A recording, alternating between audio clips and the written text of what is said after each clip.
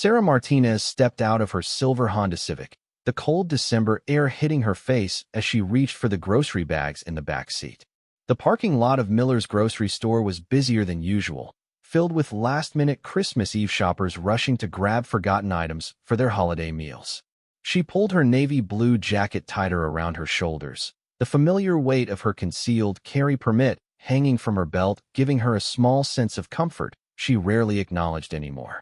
"Mom, can we get the cookies with the reindeer on them?" asked her 7-year-old son Tommy, bouncing excitedly beside her as they walked toward the store entrance. His backpack, decorated with cartoon superheroes, swayed with each enthusiastic step. "We'll see what they have left, sweetheart," Sarah replied, her voice gentle but carrying the quiet authority that came from years of military training. She instinctively scanned the parking lot, noting exit routes and potential threats, old habits that refused to die even 3 years after leaving active duty. Sarah had moved to the small town of Millbrook 6 months ago, seeking a quiet life where she could raise Tommy away from the chaos that had defined their previous existence. The town was everything she had hoped for: tree-lined streets, friendly neighbors who waved from their front porches, and a school system that actually cared about its students. It was the kind of place where people left their doors unlocked, and children rode bicycles until the streetlights came on. As they entered the store, Sarah noticed the festive decorations hanging from the ceiling, garland intertwined with twinkling lights, paper snowflakes cut by local school children, and a large Christmas tree near the customer service desk covered in ornaments donated by community members. The familiar scent of cinnamon and pine filled the air, mixing with the general bustle of holiday shopping. Tommy immediately gravitated toward the toy aisle, his eyes wide with wonder at the discounted Christmas items. Sarah followed him, keeping one eye on her son and another on their surroundings. She had learned to live with constant vigilance, though she tried not to let it affect Tommy's childhood innocence. "Look, Mom, they have the new action figures." Tommy pointed excitedly at a display of colorful superhero toys. His enthusiasm was infectious, and Sarah found herself smiling genuinely for the first time in days. "Pick one out if you want," she said, pulling out her phone to check their grocery list. "But remember, Santa might have already wrapped something similar." Tommy's face lit up with joy as he carefully examined each figure, weighing his options with the seriousness only a 7-year-old could muster. Sarah watched him with pride, amazed at how resilient children could be.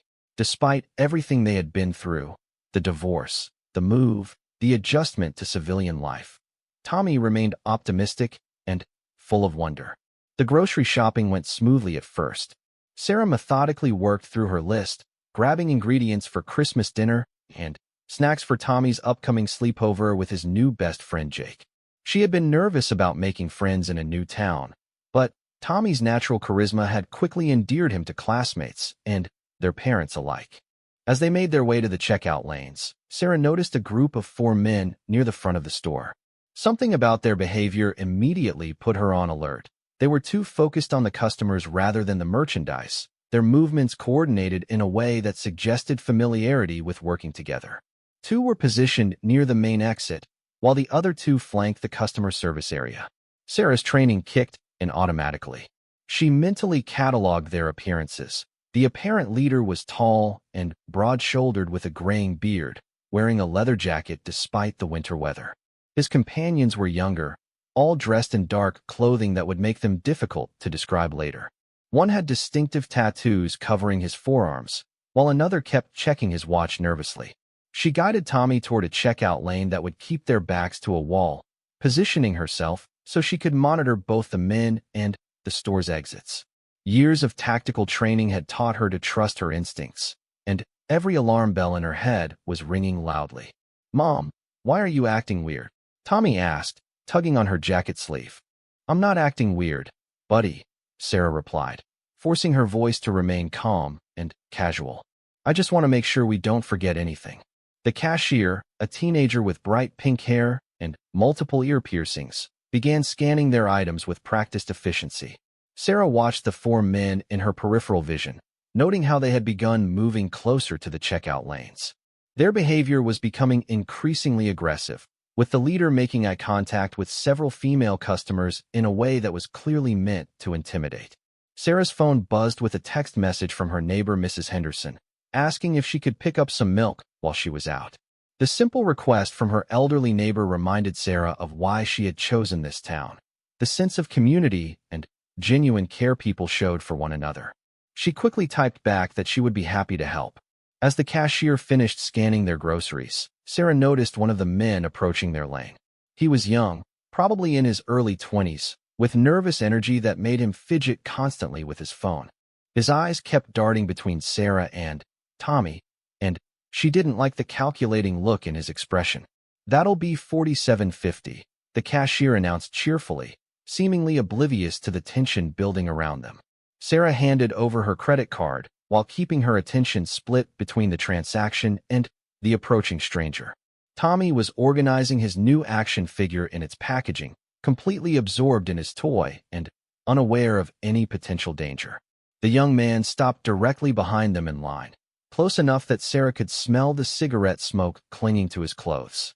When she glanced back at him, he smiled in a way that didn't reach his eyes and made her skin crawl. "Cute kid," he said, his voice carrying an undertone that made Sarah's protective instincts flare to life. "He yours?" "Yes," Sarah replied curtly, signing her name on the credit card reader with quick, precise strokes. Every fiber of her being was screaming to get Tommy out of the store immediately. The cashier bagged their groceries quickly, chatting about the weather and her Christmas plans while seemingly unaware of the uncomfortable interaction happening right in front of her. Sarah appreciated the girl's friendliness, but wished she would move faster. As they prepared to leave, the young man stepped closer, and Sarah noticed his three companions had positioned themselves strategically around the store's exit area. Her years of military training had taught her to recognize an ambush setup, and this had all the hallmarks of a coordinated operation. Tommy finished admiring his toy and looked up at his mother expectantly. "Ready to go home, Mom?" Sarah took her son's hand firmly, her grip just tight enough to let him know he needed to stay close without frightening him. "Yes, sweetheart. Let's head to the car." As they walked toward the exit, Sarah's mind was already formulating contingency plans. She assessed potential weapons available in their immediate environment, calculated the distance to their vehicle, and identified possible escape routes if the situation escalated. The skills that had kept her alive in combat zones were now focused on protecting her son in a small-town grocery store on Christmas Eve. The automatic doors opened with a soft whoosh, and the cold December air hit them again. Sarah's breath formed small clouds as she quickly surveyed the parking lot, noting which areas were well lit and which vehicles might provide cover if necessary. The lot had emptied considerably since their arrival, leaving large spaces between the remaining cars. "Mom, you're squeezing my hand too tight," Tommy said, looking up at her with concern. "Sorry, buddy." Sarah loosened her grip slightly while maintaining her hold on him. "Just want to make sure we stay together in the parking lot." Behind them, she could hear the footsteps of the four men as they exited the store. Their casual conversation seemed forced, and Sarah knew they were following her and Tommy. The question was whether they were opportunistic criminals looking for easy targets, or if this was something more specific. Sarah's silver Honda Civic was parked 3 rows away from the store entrance, positioned under a streetlight that provided good visibility. She had chosen the spot deliberately when they arrived, another habit from her military days that had proven useful in civilian life. As they walked, she kept Tommy on her left side, away from the approaching men, while her right hand remained free and ready to react if necessary. The parking lot seemed unnaturally quiet except for the sound of their footsteps on the cold asphalt and the distant hum of holiday traffic on the main road. Christmas lights twinkled from nearby businesses, creating a festive atmosphere that felt increasingly surreal given the potential danger lurking behind them. Tommy swung his action figure happily as they walked, completely trusting in his mother's ability to keep them safe. His innocence and faith in her made Sarah's determination to protect him even stronger. Whatever these men wanted, they would have to go through her to get to her son. As they reached their car, Sarah could hear the men's footsteps getting closer. She pressed the unlock button on her key fob and opened the rear passenger door for Tommy, speaking in a calm voice that betrayed none of her growing concern. "Hop in and buckle up, sweetheart. We need to stop by Mrs. Henderson's house before we go home." Tommy climbed into his booster seat with practiced ease, still chattering about his new toy and the cookies they might bake when they got home. Sarah quickly loaded the grocery bags into the trunk, her movements efficient and purposeful while she maintained awareness of the approaching threat. Just as she was about to close the trunk, she heard a voice behind her that made her blood run cold. "Excuse me, lady. We need to talk." Sarah turned slowly to face the four men who had now formed a loose circle around her car. The leader, the tall man with the graying beard, stood directly behind her vehicle while his companions had positioned themselves to block potential escape routes. Their coordination confirmed her suspicions that this was a planned operation, not a random encounter. "I think you have me confused with someone else," Sarah said calmly, her voice steady despite the adrenaline beginning to course through her system. She kept her hands visible but ready, her body positioned to shield Tommy from whatever was about to happen. The bearded leader laughed, a sound that held no warmth or humor. "No confusion here, Sarah Martinez. Or should I say, former petty officer First Class Martinez." His eyes were cold and calculating as he studied her reaction to hearing her military rank. Sarah's blood chilled at the realization that this wasn't random at all. Somehow, these men knew exactly who she was and had sought her out specifically. Her mind immediately began racing through possibilities. Was this connected to one of her overseas missions? A revenge plot from someone she had encountered during her service? Or something else entirely? "I don't know what you want, but my son is in the car," Sarah said, her voice taking on a harder edge. "Whatever this is about, he doesn't need to be involved." The young man who had spoken to her in the store stepped forward, his nervous energy more pronounced now that they were outside. "Oh, but he does need to be involved. See, we know all about your little family situation. Divorced mom, trying to start over in a new town, thinking nobody would find you here." Sarah's protective instincts surged as she realized these men had been watching her and Tommy, learning their routines and gathering information about their new life.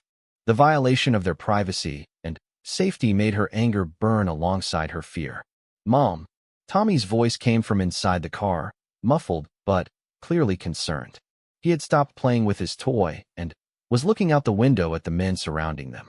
"Everything's fine, sweetheart," Sarah called back, never taking her eyes off the threats in front of her. "Just talking to some people who are lost." The bearded leader smiled at her attempt to protect Tommy's innocence. "That's touching, really. But, you see, we're not lost at all. We know exactly where we are and exactly who we're talking to. The question is, do you know who we are?" Sarah studied their faces more carefully, searching her memory for any recognition. The leader's face seemed familiar, but she couldn't place where she might have encountered him before. His companions were younger, probably too young to have been active military during her service years. "I can't help you if you don't tell me what you want," Sarah replied, subtly shifting her position to improve her tactical advantage. Years of training had taught her to use every available resource, and she began mentally cataloging potential weapons and defensive positions in their immediate area. One of the younger men, a thin guy with multiple facial piercings, pulled out his phone and showed her a photograph. Even from several feet away, Sarah could recognize the image. It was from a mission she had completed 18 months before leaving the Navy, a covert operation that was supposed to remain classified indefinitely. "Afghanistan, 2022, the bearded man said, his voice carrying a note of satisfaction at her obvious recognition. "You remember that mission, don't you? The one where you eliminated a high-value target from 800 meters in zero visibility conditions." Sarah's stomach dropped as the pieces began falling into place. The classified nature of that operation meant these men either had access to military intelligence or connections to people who did. Either possibility was deeply troubling and suggested this situation was far more complicated than a simple revenge plot. "That mission saved American lives," Sarah said firmly, though her mind was racing to understand how these civilians could possibly know about classified operations. "It also destroyed others," the leader replied coldly. "The man you killed had a family, children who no longer have a father, a wife who had to flee her country because of what you did." The accusation hit Sarah like a physical blow, though she tried not to show it.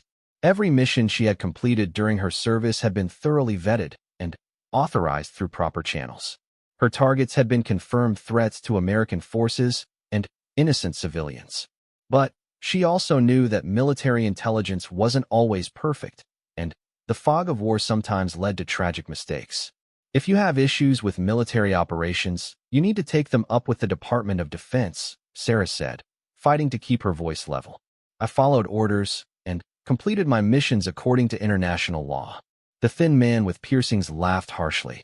International law? You mean the law that says it's okay to murder people from half a mile away as long as you're wearing the right uniform? Tommy was becoming more agitated in the car, pressing his face against the window and clearly sensing that something was wrong despite his mother's reassurances. Sarah knew she needed to end this confrontation quickly before it escalated further and traumatized her son or put him in direct danger. Look, whatever you think I did, whatever grievances you have, we can discuss this somewhere else, Sarah said, taking a small step toward the driver's door. My son doesn't need to see this. The bearded leader moved to block her path more directly. Your son is going to see exactly what kind of person his mother really is. What it feels like to watch someone you love be helpless and afraid. The threat was unmistakable now, and Sarah felt her military training take over completely. Her civilian persona, the divorced mom trying to build a quiet life in small-town America, faded away, replaced by the highly trained operative who had completed dozens of successful missions in hostile territory. That's not going to happen, Sarah said, her voice dropping to a dangerous whisper that carried absolute conviction. The youngest member of their group, who had been silent until now, stepped forward with what appeared to be a smartphone but was actually recording their interaction. We want everyone to see this, he said excitedly. We want the world to know what happens when military killers think they can just disappear into normal society. Sarah realized this wasn't just about revenge, it was about making a statement. These men planned to humiliate and possibly harm her in front of her son, while recording the entire incident to spread their anti-military message online. The calculated cruelty of involving Tommy made her anger burn even hotter. Mom, I'm scared. Tommy's voice was barely audible through the car window, but it cut through Sarah like a knife. I know, baby. Close your eyes and count to 10 for me, okay? Sarah called back, her voice gentle despite the dangerous situation unfolding around them. The bearded leader seemed to take pleasure in Tommy's distress. Count all you want, kid. This is going to take a lot longer than 10 seconds. That was when Sarah noticed the tactical knives clipped to two of the men's belts, partially concealed, but visible to someone trained to spot weapons. These men weren't just planning to embarrass her, they were prepared for violence. The realization that her son was in immediate physical danger flipped a switch in Sarah's mind that she hadn't accessed since leaving active duty. You gentlemen have made a serious miscalculation, Sarah said quietly, her entire demeanor shifting as years of combat training surfaced. You think because I'm not wearing a uniform anymore, I'm not the same person who completed those missions. The confident smirks on their faces began to waver as they noticed the change in her posture and tone. Sarah's stance became more balanced, her hands positioned for maximum effectiveness, her eyes taking on the cold focus of a trained killer evaluating targets. But here's what you didn't consider, Sarah continued, her voice carrying the absolute certainty of someone who had faced down far more dangerous enemies than 4 untrained civilians. I didn't become dangerous when I joined the military. The military recruited me because I was already dangerous. The parking lot seemed to grow quieter around them, as if the very air was holding its breath. Christmas lights continued to twinkle from nearby storefronts, and holiday music drifted faintly from car radios. But the festive atmosphere felt increasingly surreal against the backdrop of the confrontation taking place. The nervous energy that had been radiating from the 4 men began to transform into something closer to uncertainty. They had clearly researched Sarah's military background and planned this encounter, but they were beginning to realize they might have underestimated exactly what they were dealing with. You're outnumbered 4-1, the leader said, though his voice lacked the confidence it had carried moments before. Sarah smiled for the first time since the confrontation began, but it wasn't a warm or reassuring expression. It was the predatory smile of someone who had survived impossible odds and eliminated threats that these men couldn't even imagine. Yes, she agreed calmly. I almost feel sorry for you. The youngest man holding the recording device took an involuntary step backward, some primitive survival instinct warning him that the situation was rapidly spinning out of their control. His three companions seemed to sense it too, their coordinated formation beginning to shift as uncertainty crept into their tactical positioning.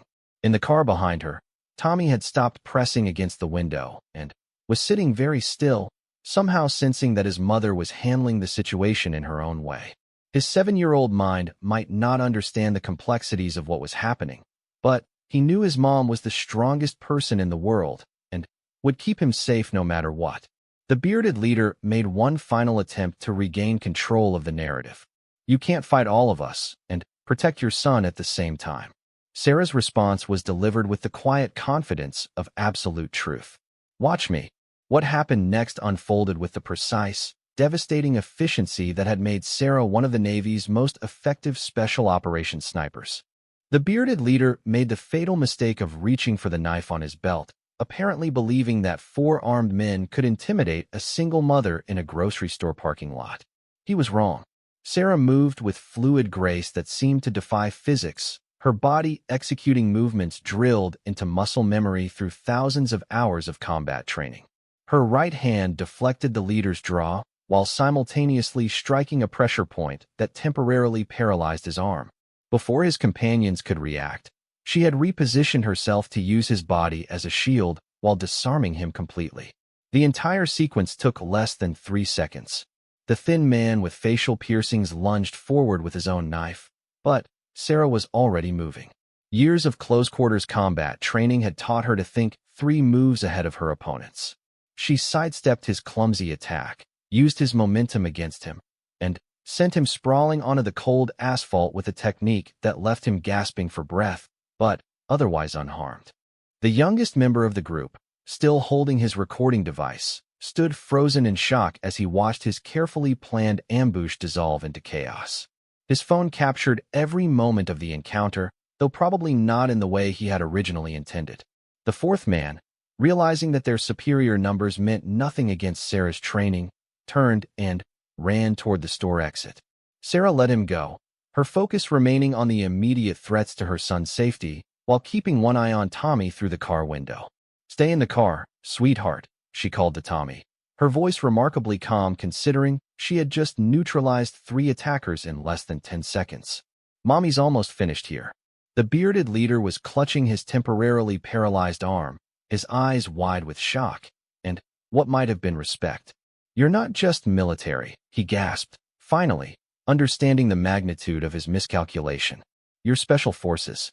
"Navy SEALs," Sarah confirmed, keeping her defensive stance while ensuring the 2 men on the ground weren't preparing for another attack. "And before you ask, yes, I was one of the first women to complete the training program successfully." The information hit the 3 remaining men like a physical blow.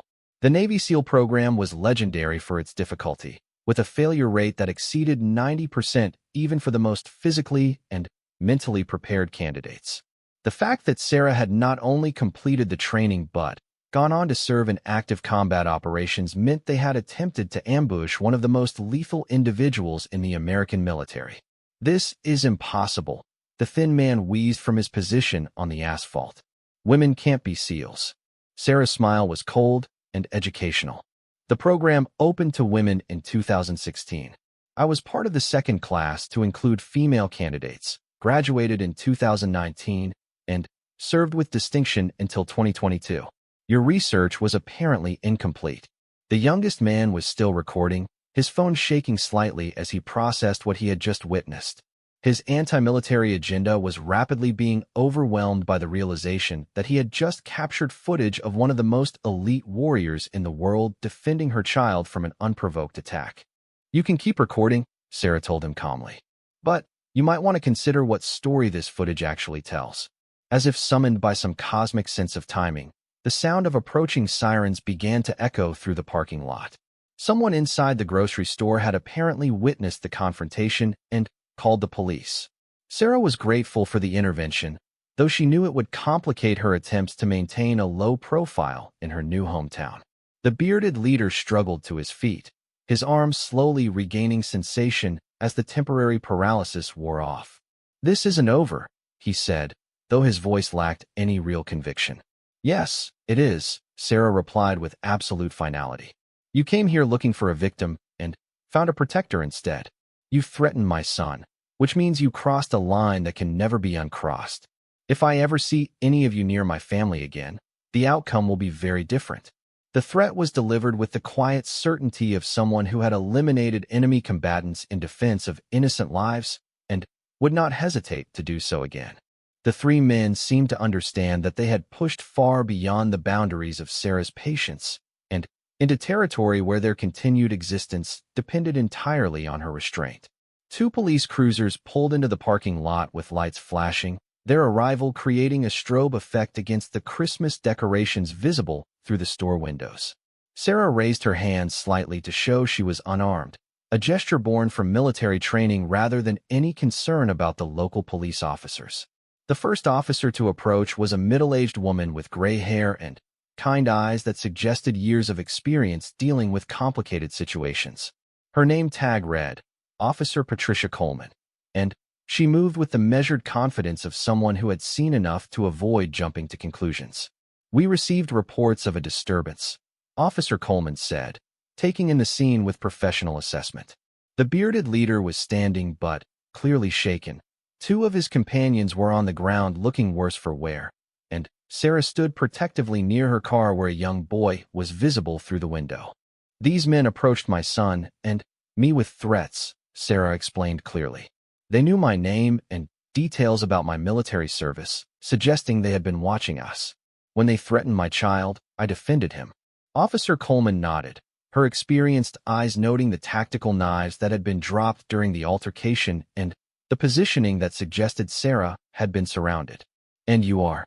"Sarah Martinez. I'm a veteran, recently moved to Millbrook with my son Tommy." Sarah gestured toward the car where Tommy was watching the proceedings with wide eyes. The second police officer, a younger man named Officer Rodriguez, was already questioning the three men who had initiated the confrontation. Their stories were confused and contradictory, with each trying to minimize their own involvement while exaggerating Sarah's response. "She attacked us unprovoked," the thin man was saying, apparently forgetting that his companion was still holding a phone with video evidence of the entire encounter. Officer Coleman looked at the youngest attacker, who was still clutching his recording device. "Sir, is that a phone in your hands?"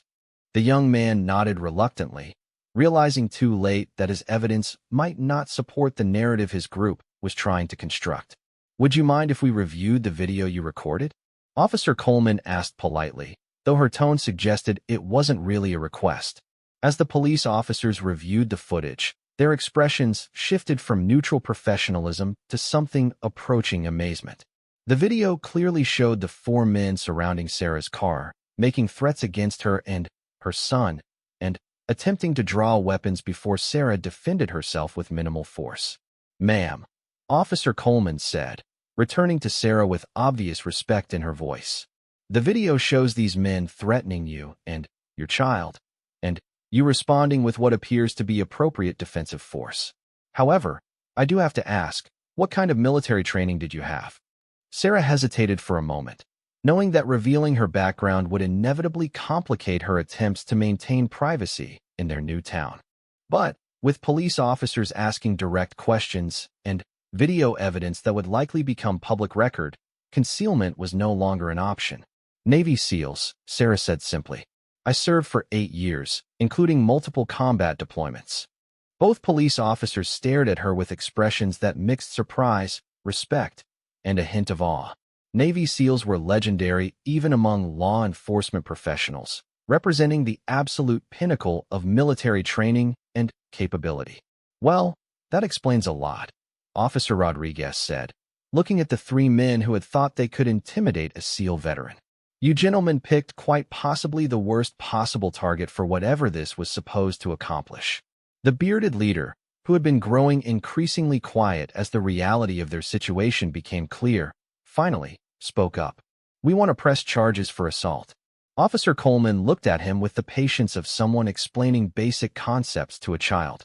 "Sir, the video evidence clearly shows you and your associates surrounding this woman and her child, making verbal threats and attempting to draw weapons. Any physical contact was clearly defensive in nature and entirely justified under state self-defense laws. As the officers continued documenting the incident and taking statements, Tommy finally spoke up from inside the car. "Mom, are you in trouble?" Sarah opened the car door and knelt down to Tommy's level, her expression instantly softening as she focused on reassuring her son. "No, sweetheart. Some confused people tried to bother us. But the police officers are here to help sort everything out." Tommy nodded solemnly, his young mind processing the situation with the resilience that constantly amazed Sarah. "Are you really a superhero like in my comic books?"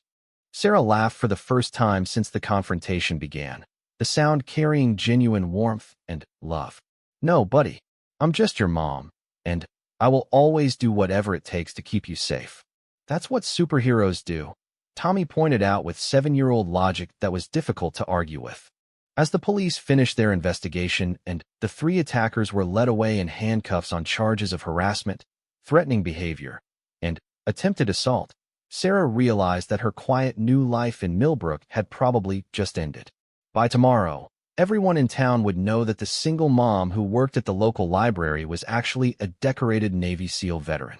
But as she looked at Tommy's trusting face and saw the respect in the police officer's eyes, Sarah realized that maybe hiding wasn't the answer after all. Maybe it was time to stop running from who she was and embrace the fact that her skills and experience could be assets to her new community. The Christmas lights continued to twinkle around them, and despite everything that had happened, the magic of Christmas Eve remained intact. Tommy was safe. The people who had threatened him were in custody, and Sarah had proven to herself that she could protect what mattered most regardless of the circumstances. As they finally drove away from the grocery store, Tommy chattering excitedly about his mom being the coolest person in the world, Sarah allowed herself to smile. Maybe this Christmas would mark not just a new beginning, but the start of something even better than the quiet life she had originally sought. The next morning, Christmas Day, Sarah woke to find 17 missed calls on her phone and a news van parked across the street from her modest 2-bedroom house. The video from the grocery store parking lot had gone viral overnight, shared thousands of times across social media platforms with headlines ranging from "Single Mom Reveals She's Navy SEAL After Defending Son" to "Elite Warrior Shows Incredible Restraint Against 4 Attackers." Tommy was still sleeping peacefully in his bed, surrounded by the Christmas presents Sarah had carefully arranged during the early morning hours. Despite everything that had happened the night before, she was determined to give him a normal Christmas morning filled with joy and wonder rather than media attention and adult complications. Her phone rang again, displaying a number she didn't recognize. Sarah had already decided not to answer any calls from reporters or media outlets, but this call came with a familiar area code that made her pause. When she answered, the voice on the other end was one she hadn't heard in over a year. "Sarah? This is Admiral Rebecca Hayes. I hope you remember me." Sarah's breath caught in her throat. Admiral Hayes had been her commanding officer during her final deployment, a woman whose reputation for excellence and integrity was legendary throughout the special operations community. If she was calling personally, the situation had escalated far beyond a simple local news story. "Yes, ma'am. I remember you very well," Sarah replied, automatically straightening her posture despite being alone in her kitchen wearing Christmas pajamas. "I've been watching the news coverage of last night's incident," Admiral Hayes continued, her voice carrying the same command authority that Sarah remembered from their service together. "The footage is remarkable, though I have to say I'm not surprised by your performance. What does concern me is the security implications." Sarah felt her stomach drop as she realized the Admiral was right to be concerned. Her identity as a former Navy SEAL was now public knowledge, which meant anyone with hostile intentions toward American Special Operations personnel could potentially target her and Tommy. "Ma'am, I tried to maintain operational security, but the situation last night didn't give me many options," Sarah explained, moving to peer through her front window at the news van. More vehicles were arriving, and she could see people with cameras gathering on the sidewalk.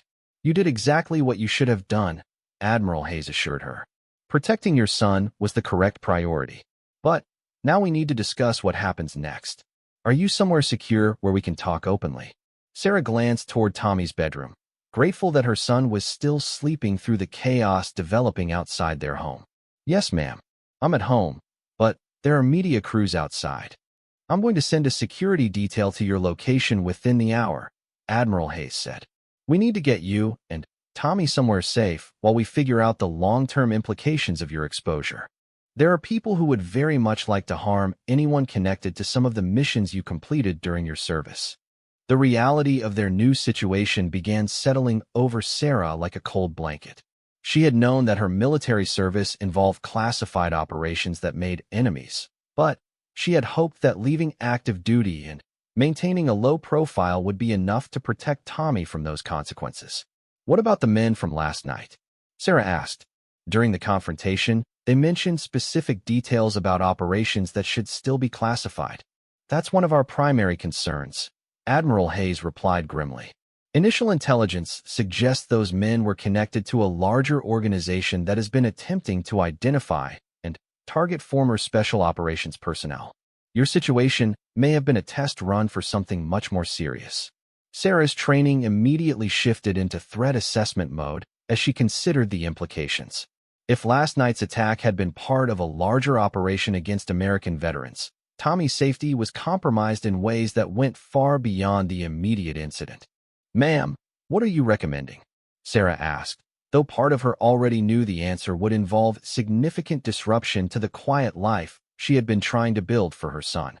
We need you both in protective custody until we can neutralize the threat and determine how much classified information has been compromised, Admiral Hayes said. I know this isn't what you wanted for your civilian life, but your expertise may be needed to help us understand how this organization obtained their intelligence. Before Sarah could respond, she heard Tommy stirring in his bedroom, his excited voice calling out about Christmas morning and presents. The contrast between his innocent joy and the dangerous realities they were now facing made her heart ache with protective fury. I need a few minutes to explain the situation to my son, Sarah said. He's 7 years old, and yesterday was traumatic enough without having to leave our home on Christmas morning. Of course, Admiral Hayes replied with understanding. The security detail will arrive quietly and wait for your signal. Take whatever time you need with Tommy. As Sarah ended the call, she realized that the grocery store confrontation had been far more than a random encounter with anti-military extremists. It had been a carefully planned operation designed to expose her identity and potentially gather intelligence about former Special Operations personnel living in civilian communities. The knock on her front door came exactly 1 hour later, gentle but authoritative. Sarah looked through the peephole to see two people in civilian clothes, a woman and a man, both clearly military despite their casual appearance. Their positioning and alertness confirmed they were the security detail Admiral Hayes had promised. Mommy, who's at the door? Tommy asked from the living room, where he had been playing with his new action figures among a sea of wrapping paper and Christmas decorations. Some friends who are going to help us take a little trip, Sarah said, opening the door to admit the security team. She had already packed essential items for both of them, including Tommy's favorite stuffed animal and the action figure from yesterday's shopping trip. The female agent introduced herself as Agent Lisa Park, while her partner was Agent Michael Torres. Both carried themselves with the controlled professionalism that Sarah recognized from her own military experience. Ma'am, we've been briefed on the situation, Agent Park said quietly. We're here to ensure your safety while transport is arranged to a secure facility. Tommy looked up from his toys with the natural curiosity of a child who had never learned to fear unexpected visitors. Are you friends of my mom's from when she was a soldier? Agent Torres smiled genuinely at Tommy's direct question. Something like that, buddy. We work with people who help keep families safe. As they prepared to leave, Sarah took one last look around the home she had carefully created for Tommy. The Christmas tree with its twinkling lights, the photos on the mantel showing their new life in Millbrook, the sense of normalcy and security she had worked so hard to establish. Mom, are we coming back? Tommy asked with the perceptiveness that children often display when adults think they're not paying attention. Sarah knelt down to meet his eyes, choosing her words carefully. We might be going on an adventure for a little while, sweetheart. But no matter where we go, we'll be together, and That's what matters most." Tommy nodded solemnly, apparently satisfied with her explanation. He carefully packed his new action figure in his small backpack along with the stuffed elephant that had been his sleeping companion since he was a baby. As they prepared to leave through the back door to avoid the media circus out front, Sarah's phone buzzed with a text message from an unknown number. When she opened it, her blood ran cold. "We know who you are now, Sarah Martinez. We know where you live, where your son goes to school, and exactly what you did in Afghanistan. This is just the beginning." The message was followed by a photograph that made Sarah's hands shake. It showed Tommy playing in their backyard, clearly taken from a concealed position sometime during the past week. These people had been watching her son, learning his routines, and planning something far more sinister than the parking lot confrontation. Agent Park noticed Sarah's reaction to the message and immediately moved to look at the phone. Her expression darkened as she read the threat and saw the surveillance photo. "We need to move now," Agent Park said, her voice taking on an edge of urgency. "This confirms that last night was just the opening move in a larger operation." As they exited through the back door and made their way to an unmarked vehicle parked in the alley behind Sarah's house, she realized that her military service was about to become relevant in ways she had never anticipated. The skills that had made her an effective Navy SEAL were once again needed to protect innocent lives, starting with her own son's.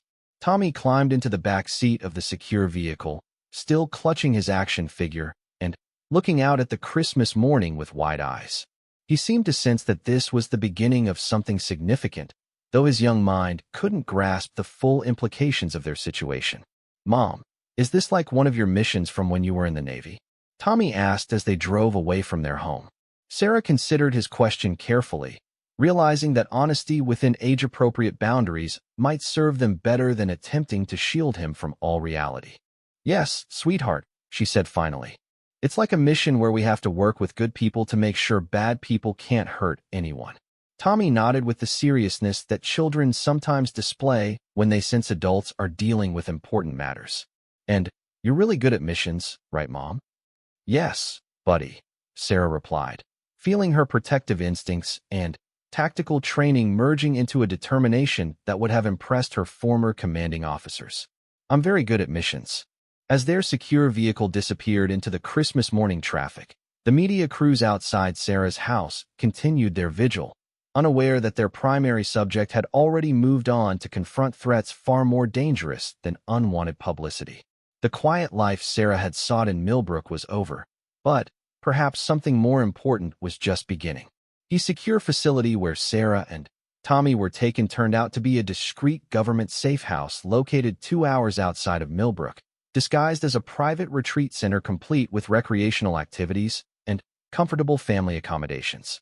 The deception was designed to make their protective custody feel less like imprisonment and more like an extended vacation, particularly for Tommy's benefit. Admiral Hayes arrived that evening, accompanied by intelligence analysts who had spent the day investigating the organization behind the grocery store attack. What they had discovered painted a picture far more complex and dangerous than anyone had initially suspected.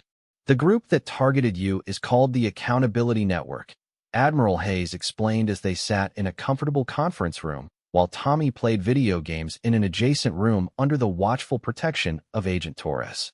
"They're a domestic extremist organization that believes former military personnel should be held personally responsible for overseas operations they disagree with." Sarah listened with growing concern as the briefing continued. The Accountability Network had apparently been operating for several years, using social media and public records to identify veterans living in civilian communities. Their methods had escalated from harassment and intimidation to more serious threats, with Sarah's case representing their first direct physical confrontation. "The intelligence they possessed about your classified missions suggests they have sources within government databases," Agent Park added, consulting her tablet for additional details. "We're conducting a full security review to determine how they obtained access to operational records." But the most significant revelation came when Admiral Hayes presented Sarah with evidence that the Accountability Network was planning coordinated attacks against multiple former Special Operations personnel across the country, all scheduled to take place during the Christmas holiday when families would be together and security might be relaxed. Your situation last night may have prevented a much larger tragedy, Admiral Hayes said, her expression grave. The confrontation in Millbrook appears to have been their final test before launching simultaneous operations against at least 12 other targets. Sarah felt a chill as she realized that Tommy's presence during the attack had probably saved other military families from experiencing similar or worse encounters. The attacker's confidence had been shaken by her unexpected resistance, causing them to abort their larger plan while law enforcement investigated the failed operation. What happens now? Sarah asked, though her tactical mind was already beginning to formulate possibilities. We're offering you two options, Admiral Hayes replied. Option 1 is continued protective custody until we've neutralized the entire network, which could take months or potentially years. You and Tommy would be relocated with new identities and complete security support. Sarah considered the implications of that choice, safety for her son, but also a life of perpetual hiding and constant vigilance. It would mean abandoning any hope of normal civilian existence and accepting that her military service would always define their family's circumstances. Option 2 is more complex, Admiral Hayes continued. We're forming a joint task force to proactively identify and neutralize domestic threats against veterans and their families. Your unique combination of special operations experience and personal investment in the outcome makes you an ideal candidate to lead the civilian integration aspects of the operation. The second option intrigued Sarah more than she wanted to admit. It would mean returning to active involvement with military operations, but with a focus on protecting people like Tommy rather than overseas combat missions. It would also allow her to use her skills for something meaningful while potentially building a more secure future for veteran families nationwide. The task force would be based here in the continental United States, Admiral Hayes explained, noting Sarah's obvious interest. You would have the opportunity to make a real difference in veteran security while maintaining a stable home environment for Tommy. The work would involve some risk, but significantly less than your previous deployments. That evening, as Sarah tucked Tommy into bed at the safe house, she asked him how he felt about the possibility of moving to a new place where she would have a job helping other military families stay safe. Would I get to go to school and make friends?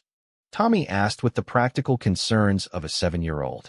Yes, absolutely, Sarah assured him. You would go to school, play sports, have playdates, and do all the normal things kids do. The only difference is that Mommy's job would involve helping other families who have situations like we had yesterday. Tommy considered this with the seriousness he seemed to apply to all important decisions. The families with moms and dads who used to be soldiers like you? Exactly like that, Sarah confirmed. Then, we should help them, Tommy said with the clear moral certainty that children sometimes possess. Because everyone deserves to feel safe at the grocery store. His simple statement crystallized Sarah's decision in a way that all the strategic and tactical considerations had failed to do. Tommy understood that their experience could be used to prevent other families from facing similar threats, and his willingness to accept the challenges involved made her proud of the young man he was becoming. The next morning, Sarah informed Admiral Hayes that she would accept the task force position. Within weeks, they were established in a new community near the task force headquarters, complete with a house that met both security requirements and Tommy's need for a normal childhood environment. Sarah's first major operation with the task force resulted in the arrest of 17 Accountability Network members and the disruption of planned attacks against veteran families in 6 different states. The success of the mission, combined with the intelligence gathered from their operations, led to congressional hearings about domestic terrorism threats and increased funding for veteran protection programs. 6 months later, as Sarah watched Tommy play soccer with his new teammates on a Saturday afternoon, she reflected on how dramatically their lives had changed since that Christmas Eve encounter in the Millbrook grocery store parking lot. The attack that was meant to intimidate and silence her had instead revealed a threat that required her unique skills to address. Her phone buzzed with a text message from Admiral Hayes. New intelligence suggests network remnants planning operations in the Pacific Northwest. Task force deployment recommended. Are you available? Sarah smiled as she typed her response. Always ready, ma'am. Tommy scored a goal and looked toward the sidelines to make sure his mother had seen his success. Sarah waved and cheered, proud of his athletic achievement and grateful for the normal childhood moments they could now enjoy without constantly looking over their shoulders. The grocery store confrontation had ended Sarah's attempt to hide from her military identity, but it had also led to something more meaningful than the quiet civilian life she had originally sought. She was no longer running from who she was.